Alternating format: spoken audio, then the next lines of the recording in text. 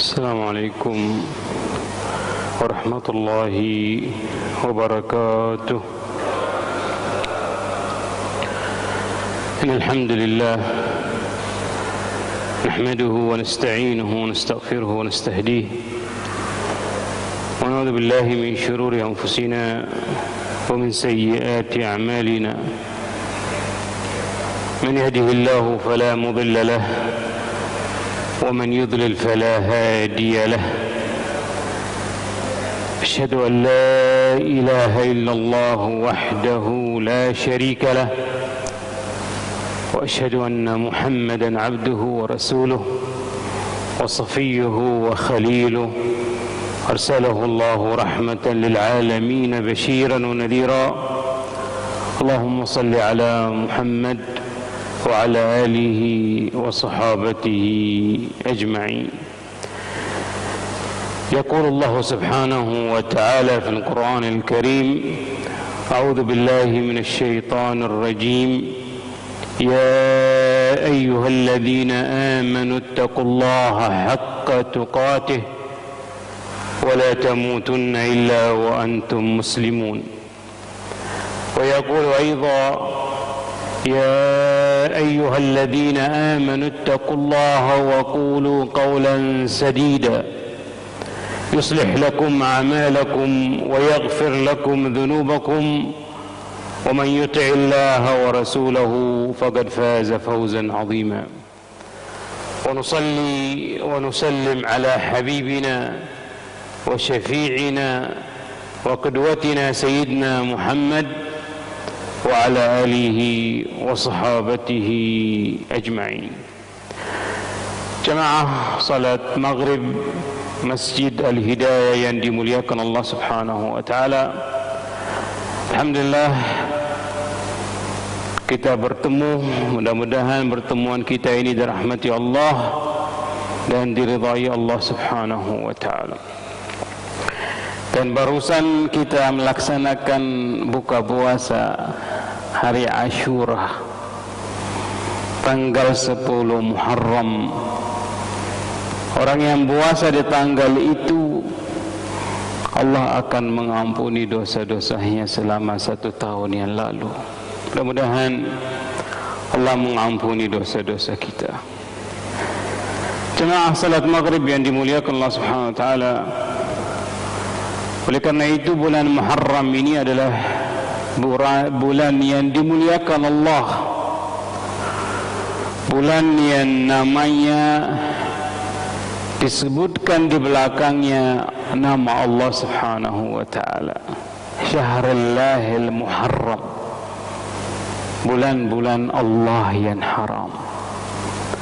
Oleh karena itu kemuliaannya apa? Saya mau mengulang sebentar saja.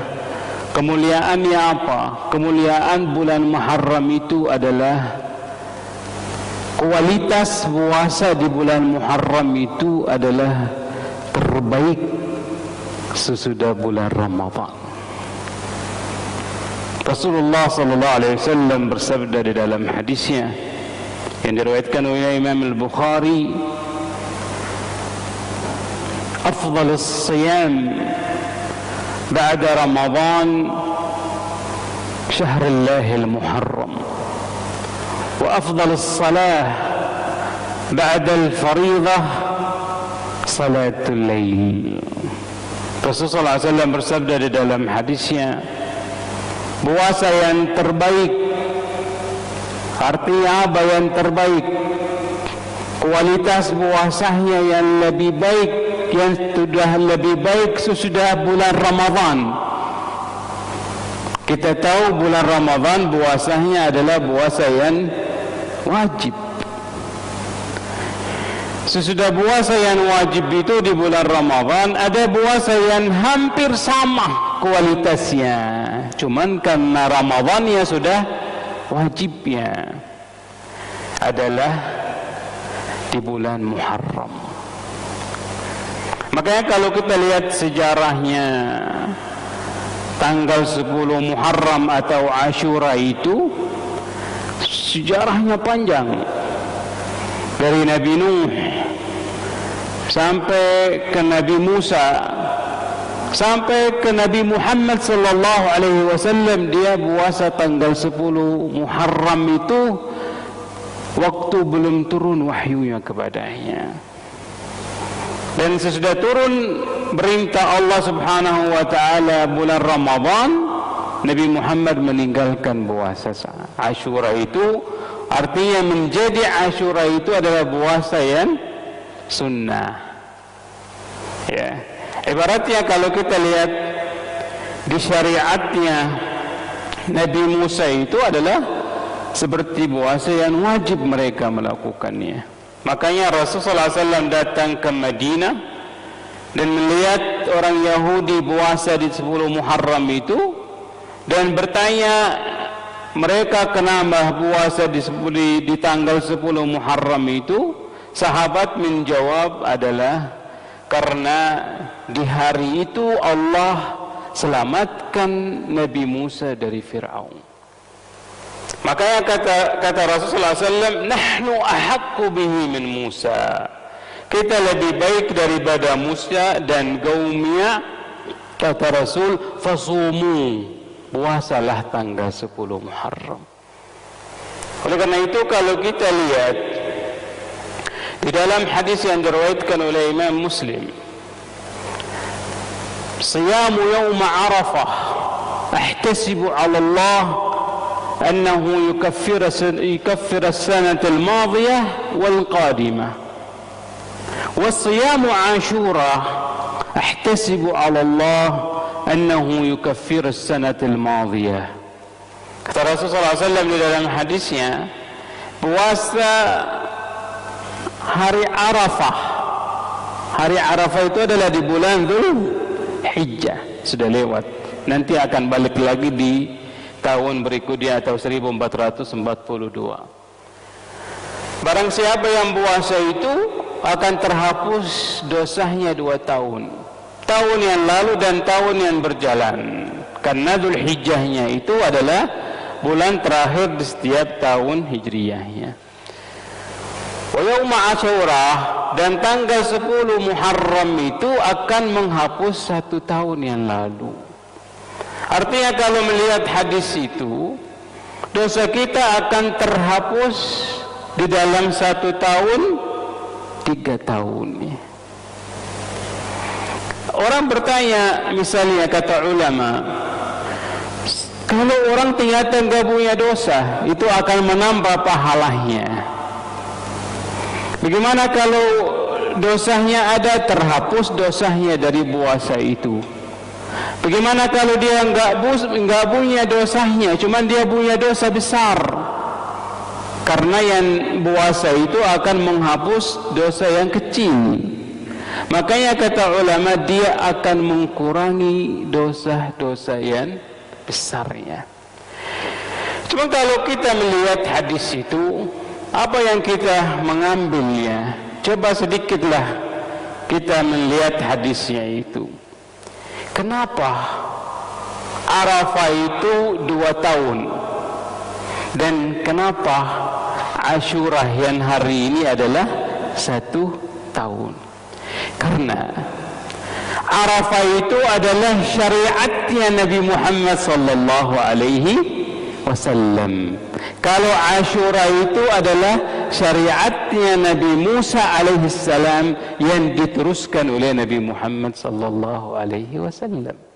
Makanya oleh karena itu coba bedanya antara umatnya Nabi Muhammad dan umatnya Nabi Musa alaihi salam. Jadi Arafah akan menghapus 2 tahun dosa, karena itu adalah Allah kasih kemuliaan lebih besar kepada Nabi Muhammad sallallahu alaihi wasallam, karena beliau adalah khatimul anbiya. Nabi Muhammad adalah nabi-nabi yang menutup seluruh nabi, ya. Makanya pahala untuk umatnya 2 tahun. Kalau Asyurahnya itu adalah karena syariatnya Nabi Musa alaihi salam, akhirnya Rasulullah SAW puasa tanggal 10 Muharram. Dan karena kita sebagai orang Muslim harus berbeda dengan orang Yahudi, adalah kata Rasulullah SAW, la in baqaitu ila as-sanati al-qadimah la asumanna at-tasi' wal 'ashir. Kalau aku sampai tahun berikutnya adalah aku akan puasa tanggal 9 dan 10. Oleh karena itu kita alhamdulillah puasa tanggal 9 dan hari ini tanggal 10 dan bisa dilanjut. Kenapa dilanjut? Karena hadisnya tadi puasa yang terbaik adalah dipuasa di bulan Muharram. Di dalam hadis yang lain dijelaskan adalah puasa di bulan Muharram itu ada 4 macamnya. Bisa puasa 10 Muharram dan semua ulama itu ya dikatakan makruh, cuma 10 saja.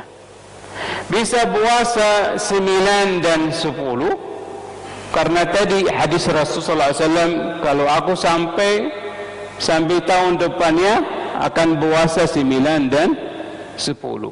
Dan ada hadis yang lainnya adalah sumu yauman qablahu wa yauman ba'dahu. Puasalah 1 hari sebelumnya dan 1 hari sesudahnya.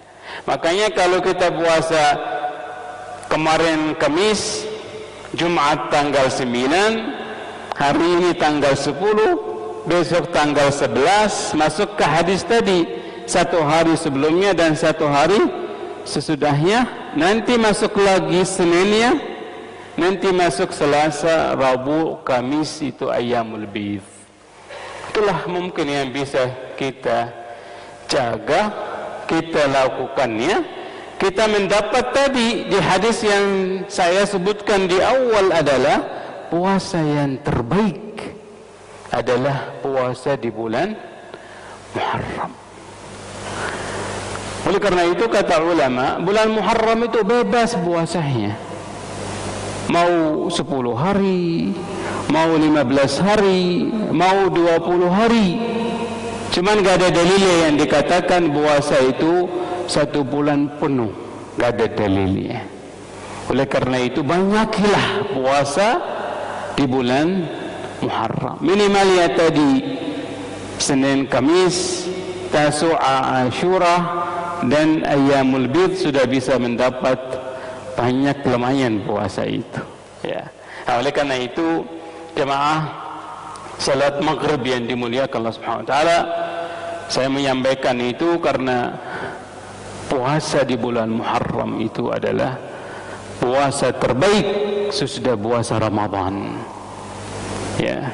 Dan dilanjut hadisnya, dan salat yang terbaik sesudah salat wajibnya adalah salat malamnya.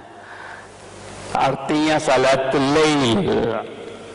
Jadi ini kualitas kita mencari mana sebenarnya, karena Allah Subhanahu wa taala enggak memberatkan umat Nabi Muhammad sallallahu alaihi wasallam.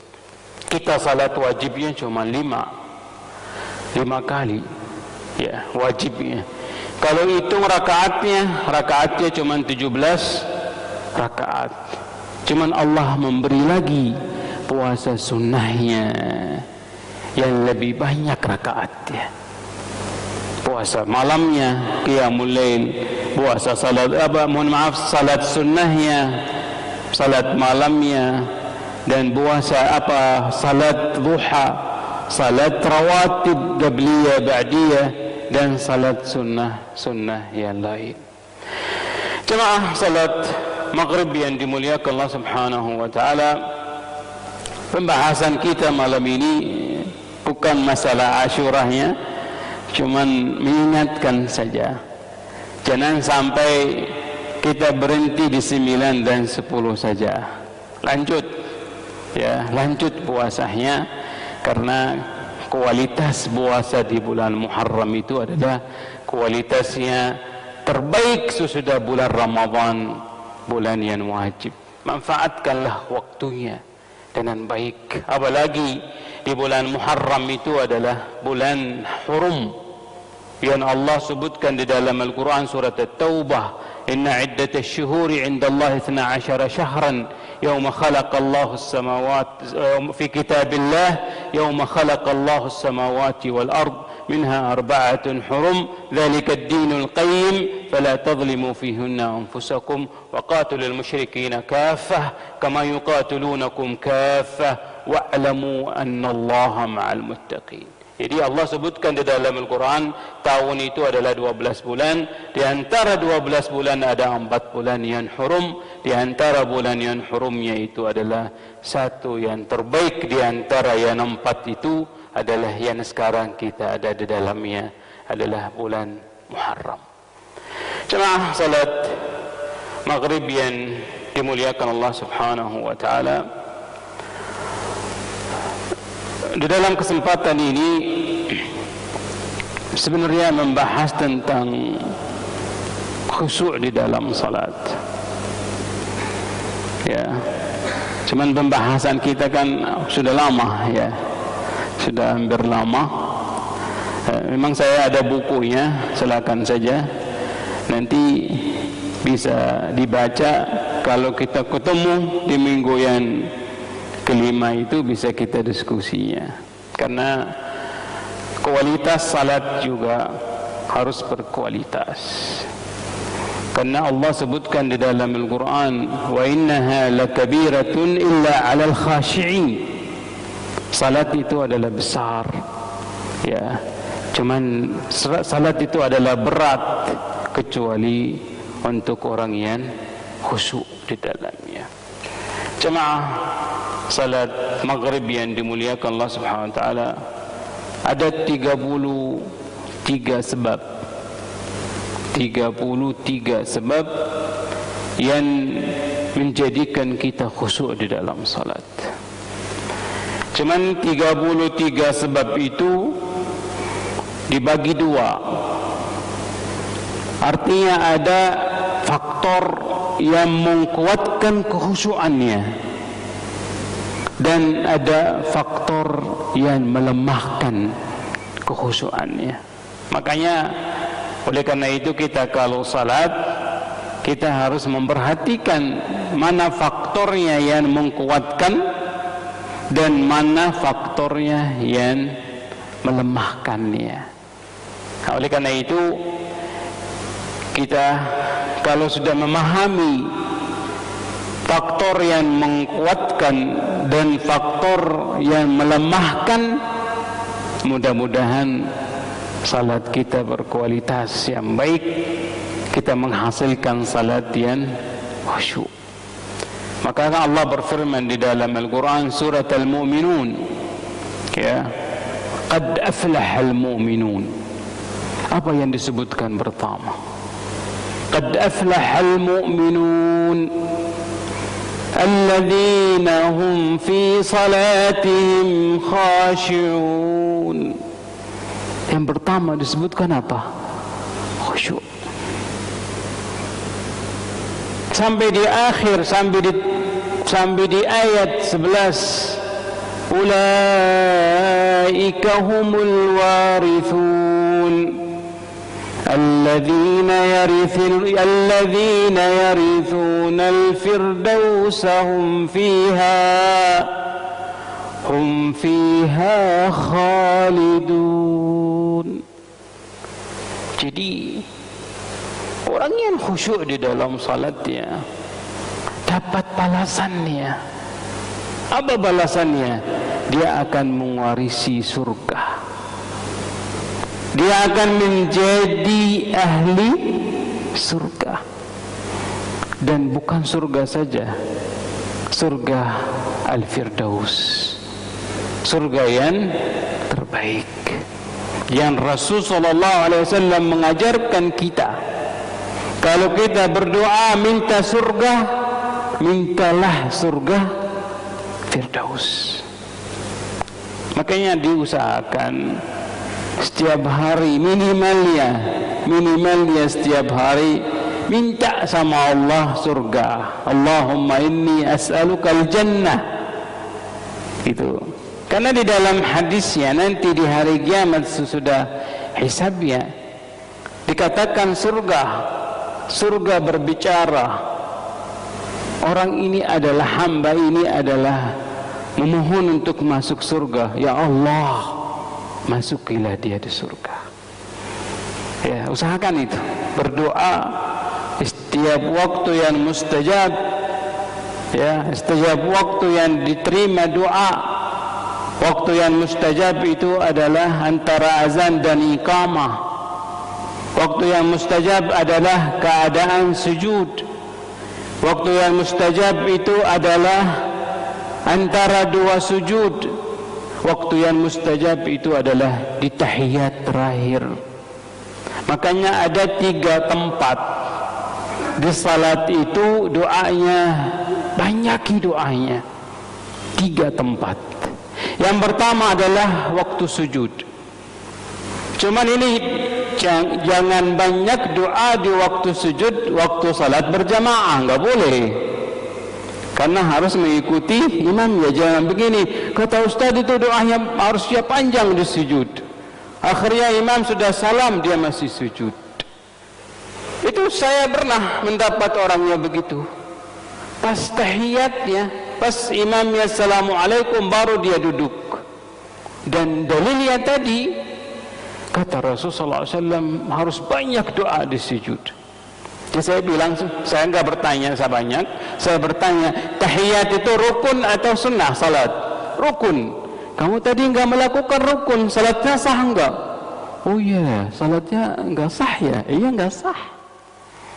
Walaupun sujudnya itu baik, cuman banyak sujudnya itu adalah di waktu salat sendiri, termasuk tadi di waktu salat malamnya. Itu satu. Yang kedua, antara 2 sujud, duduk antara sujud itu waktu baik untuk kita banyak berdoa. Yang terakhir itu adalah di tahiyat terakhir.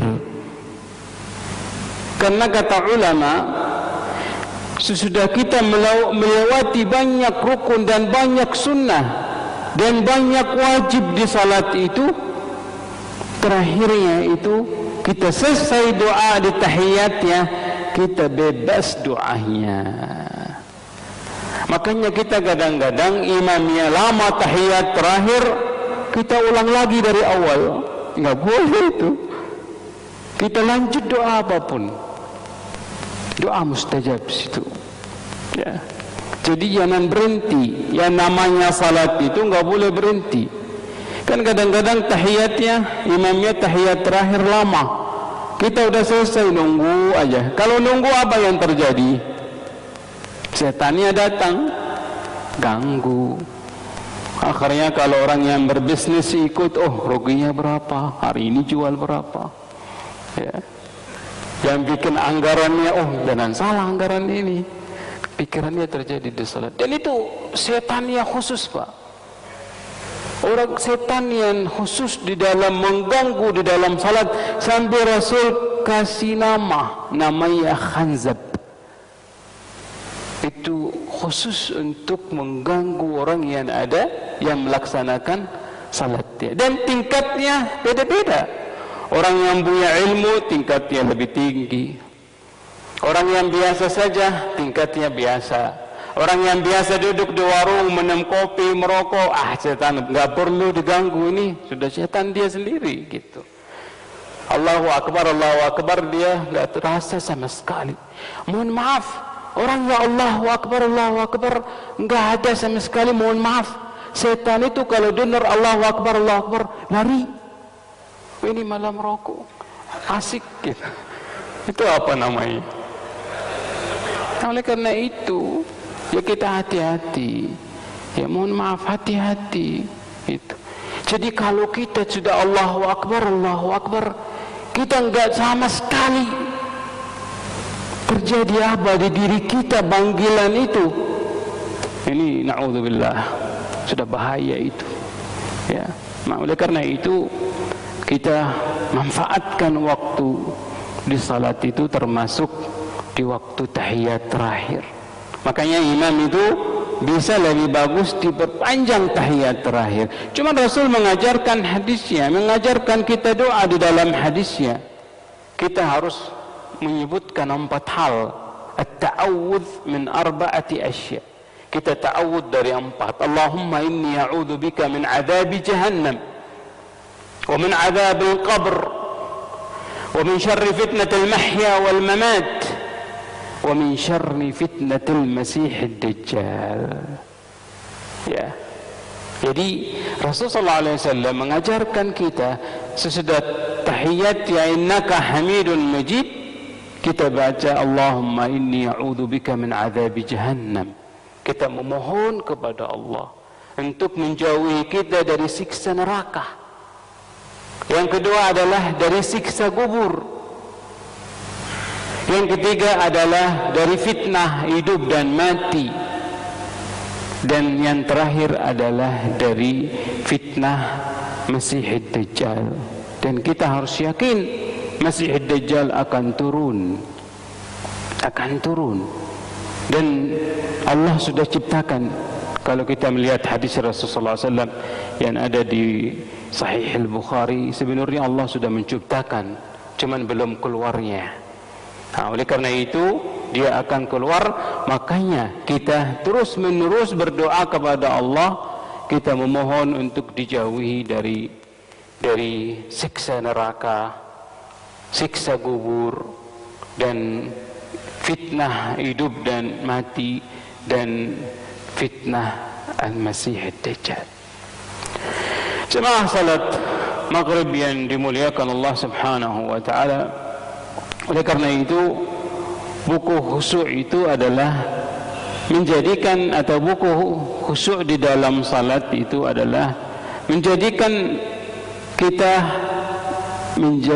salat kita lebih baik, ya. Karena Rasulullah SAW bersabda di dalam hadisnya, yang pertama diangkat dari umat Nabi Muhammad adalah khusyuk. Sambil masuk masjid, ya, sambil masuk masjid melihat orang yang salat sudah nggak ada khusyuknya. Makanya mohon maaf, kadang-kadang imamnya lupa tambah rakaat, ikut aja, nggak ada yang tegur di belakangnya. Kadang-kadang imamnya lupa, nggak ada yang tegur. Artinya apa? Semua nggak ada khusyuknya. Ya. Jadi saya nggak tahu kemana gini, gitu. Karena mohon maaf, Rasulullah SAW sudah sebutkan di dalam hadisnya, orang akan dapat pahala salatnya, ya, sesuai kehadirannya di dalam salat.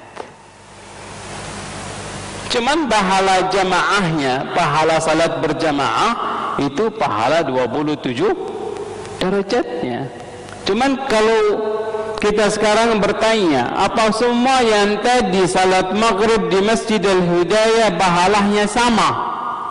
Enggak. Cuman karena semua salat berjamaah, pahala 27 derajat semua dapat. Cuman pahala salatnya sesuai kehadirannya di dalam salat. Ada yang hadir dari awal sampai akhir, ada yang hadir cuma di rakaat pertama, ada yang hadir bertanya, tadi kotak itu apa isinya gitu. Nah, itu jadi masalah. Kabur itu khusyuknya. Betul nggak? Khusyuknya kabur. Makanya bisa merubah pahala-pahala orang yang ada di dalam salatnya. Diampunilah. Karena kenapa diampuni? Kenapa? Karena bukan puasa haram, Pak. Karena tadi faktor tadi yang saya katakan, faktor yang menguatkan kekhusyuannya. Di antara faktor yang menguatkan kekhusyuannya yang terakhir itu adalah zikir sesudah salat. Sekarang saya bertanya, zikir apa yang diucapkan pertama sesudah salam? Astagfirullah. Jadi kalau ada gangguan tadi langsung ditutup, mohon ampun kepada Allah, untuk diampuni. Cuman jangan sering. Oh, enak ini Ustaz. Enak ini, saya pikiran kemana-mana, habis salam astagfirullah, astagfirullah, astagfirullah, selesai. Enggak, jangan. Jadi maksudnya, kalau ada kotor sedikit tadi terjadi di salat, itu ditutup dengan astagfirullah, astagfirullah, astagfirullah. Padahal biasa kalau kita mengerjakan amal apapun, kita yang pertama diucapkan apa? Alhamdulillah. Ini enggak, astagfirullah. Ya, makanya usahakan tadi di buku itu mulai dari faktor menguatkan kekhusyuan. Cuman faktor menguatkan kekhusyuan itu adalah yang pertama di luar salat, yang terakhir di luar salat.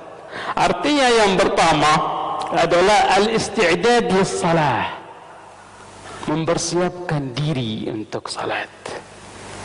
Apa yang harus kita lakukan kalau mempersiapkan diri untuk salat itu? Apa yang harus kita lakukan? Yang pertama adalah mengikuti muazzin. Kata muazzin, Allahu Akbar, Allahu Akbar, kita ikuti. Allahu Akbar, Allahu Akbar. Kalau memimpin rapat, berhenti rapatnya. Gitu. Ada yang bicara, suruh berhenti bicaranya. Itu. Karena ini persiapan, Pak. Jadi mengikuti muazzinnya itu adalah termasuk persiapkan diri untuk bersiap salat. Yang tadi kita sebutkan, Allahu Akbar, dia cuek. Ini cetan aja sudah lewat sama dia, lewat lah, nggak bakalan. Gitu. Nah, makanya kita harus azan mulai dikumandangkan, kita mengikuti muazzin. Sesudah selesai azannya, kita membaca doa. Allahumma rabb hadhihi ad-da'wati tammah sampai akhir doanya. Ikuti dengan doa, ya. Karena Rasulullah SAW bersabda di dalam hadisnya, orang yang mengikuti doanya, dia akan dapat syafaatnya Nabi Muhammad SAW. Harapan kita besar untuk mendapat syafaat Nabi Muhammad SAW. Bayangkan Nabi Muhammad menunggu di ujung surat dan mengangkat tangan, ummati, ummati, ummati, umatku, umatku. Kita yang kurang ajar kadang-kadang nggak menjalankan sunnahnya, nggak menjalankan perintahnya gitu kan. Sebenarnya bayangkan Rasul di sirat itu di ujung suratnya Rasul menunggu dan memohon kepada Allah umatnya semua masuk surga. Ya, minta sama Allah untuk umatnya semua masuk surga, ya, gitu. Itu luar biasa. Makanya kita akan mendapat syafaatnya kalau kita membaca tadi doa sesudah azannya. Berikutnya adalah doa bainal adhan wal iqamah. Kita doa antara azan dan qamat. Itu doa mustajab itu. Kalau kita melihat kualitas doa, mana doa yang terbaik antara azan dan iqamah atau sesudah salat? Ternyata azan dan iqamah. Doa sesudah salat boleh enggak? Boleh. Cuman harus melewati zikir dulu. Mohon maaf, jangan assalamualaikum warahmatullahi, assalamualaikum warahmatullahi, astaghfirullah, astaghfirullah, langsung doa. Tak boleh. Harus melewati zikir. Astaghfirullah, astaghfirullah, astaghfirullah. Allahumma antas salam wa minkas salam. Tabarakta ya dzal jalali wal ikram. La ilaha illallah wahdahu la syarik. Terus-terusnya Subhanallah 33, Alhamdulillah 33, Allahu Akbar 33. Ditutup dengan la ilaha illallah wahdahu la syarikalah, lahul mulku wa lahul hamdu wa huwa ala kulli syai'in qadir. Habis itu bacalah ayat kursi. Bacalah qul huwallahu ahad, qul a'udzu birabbil falaq, qul a'udzu birabbin nas. Qul huwallahu ahad, qul a'udzu birabbil falaq, qul a'udzu birabbin nas di salat maghrib dan subuh 3 kali, dan salat yang lainnya 1 kali. Habis itu silakan angkat tangan berdoa. Cuman bukan habis salam, karena harus melewati zikirnya. Makanya kalau antara azan dan iqamah itu bagus adalah banyak berdoa sesudah salat sunnahnya. Waktunya sudah masuk.